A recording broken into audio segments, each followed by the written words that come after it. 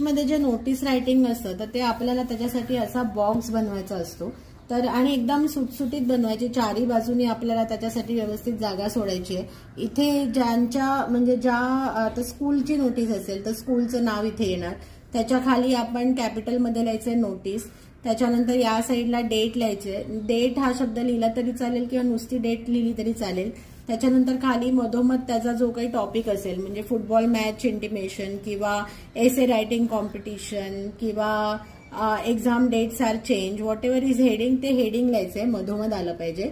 त्याच्या खाली त्याचा आपल्याला नोटीसचा जो एकदम शॉर्ट फॉर्म मध्ये आपल्याला त्याचा टॉपिक लिहायचा असतो आणि त्याच्यात काय काय क्वेश्चनचे आन्सर आले असतात की ही नोटीस आहे ती पहिले तर कोणासाठी आहे, ओके, म्हणजे कोण देता आहे, कोणासाठी आहे, कधी आहे ती गोष्ट घडणार आहे, कुठे घडणार आहे आणि कधीपर्यंत तुम्हाला त्याच्यासाठी नावं द्यायची आहेत। तर हे साधारण हे क्वेश्चन ह्याच्यामध्ये आन्सर केले जातात। आपण याचे एक्झाम्पल्स बघूया आणि इथे नंतर एंडला ती नोटीस कोणातर्फे आहे त्याचं आपण ते नाव लिहून साईन करायचं। हे आपण एक्झाम्पल बघूया। हे एवढं सुटसुटीत नाही लिहिले, ह्याला अजून थोडं सुटसुटीत पाहिजे, पण जस्ट एक्झाम्पल मध्ये की एसे रायटिंग कॉम्पिटिशन आहे तर लिहिलं इथे विद्या मंदिर स्कूल, नोटीस, डेट लिहिलं, एसे रायटिंग कॉम्पिटिशन, मग परत इथे एक लाईन सोडायची, मला याचं our school is organising essay writing competition for students of class 6 to 8 to hone creative sides of students. The details of event are as follow.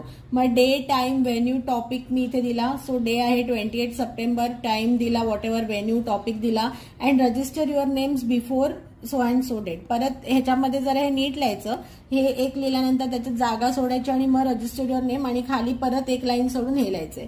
आता इथे आपल्याकडे जागा कमी आहे सो थोडंसं जम्बल्डिंग झाले। नेक्स्ट नोटीस आहे की 3 डे एज्युकेशन ट्रिपसाठी पैसे मागवायला, सो अगेन स्कूलचं नाव लिहिलं, नोटीस लिहिलं, इथे डेट लिहिलं, 3 day education trip, our school is organizing a 3 day educational trip in Dholera Gujarat to learn about solar energy and its uses, give names to understand, date of trip, expenditure हे आहे, last date for giving name is 10 September.